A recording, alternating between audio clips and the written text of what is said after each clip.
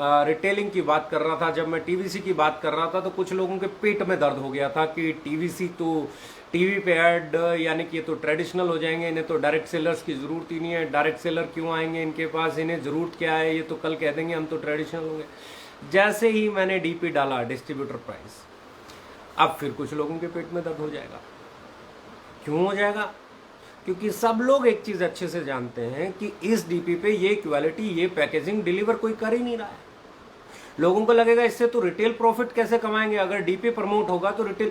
अरे भैया, पहली चीज तो एक चीज समझ लो, ये डायरेक्ट सेलिंग बिजनेस है, इसमें जितनी रिटेलिंग इंपॉर्टेंट है उतनी डायरेक्ट सेलिंग इंपॉर्टेंट है, उतने डायरेक्ट सेलर इंपॉर्टेंट है। ये कॉम्बिनेशन है।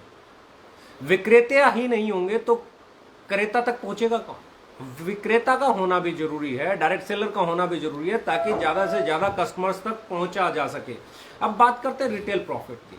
तो रिटेल प्रॉफिट के लिए अगर मैं बात करूं, बहुत सिंपल सी बात करूं, बहुत छोटी सी बात करूं, कुछ भी मैं अगर उठा लेता हूं, मैं एक छोटा सा प्रोडक्ट उठा लेता हूं यहां से, इसे हम कहते हैं नीम तुलसी फेस वॉश, राइट? नीम तुलसी फेस वॉश 90 रुपये डीपी है इसका, 130 एमआरपी है, 90 रुपये डीपी, यानी कि कंपनी इसे 90 रुपये में बेचती है, राइट?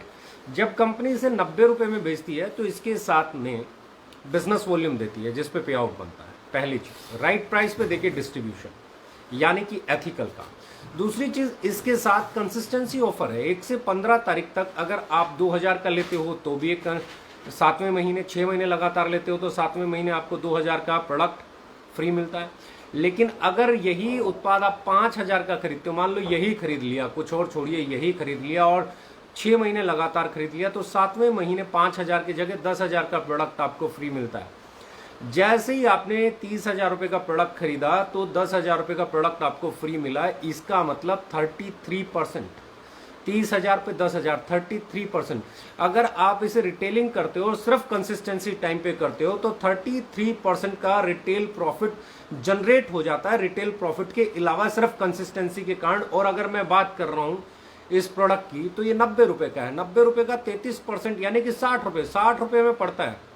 60 रुपये में जो आपको प्रोडक्ट पड़ रहा है वो आपका 90 रुपये का बिक रहा है। कंसिस्टेंसी में शामिल होने का एक बेनिफिट है। दूसरी चीज, फ्री प्रोडक्ट ऑफर आते हैं।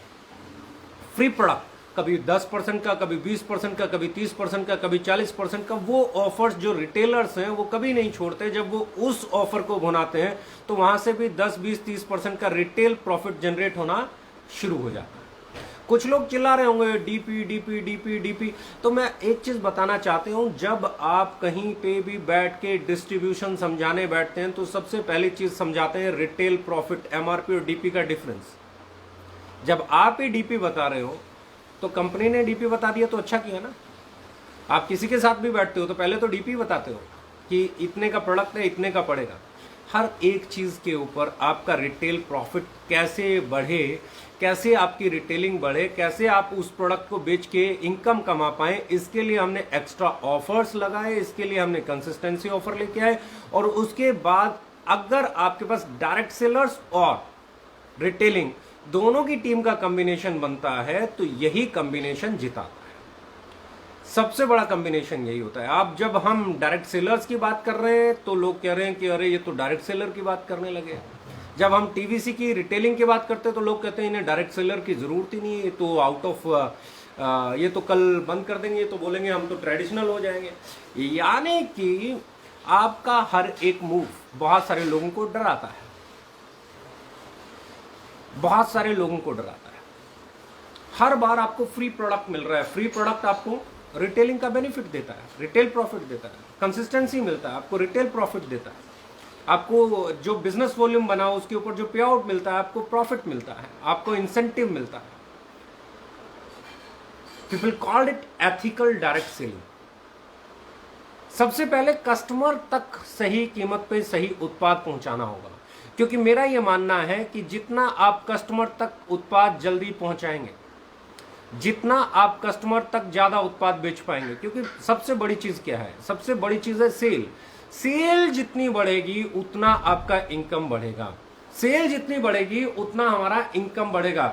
एक चीज दिमाग में डालना है, जितनी सेल बढ़ेगी उतनी इनकम बढ़ेगी। और सेल कब बढ़ेगी? जब आप कस्टमर को कनेक्ट कर पाओगे, चाहे वो टीवीसी से हम लोग टीवी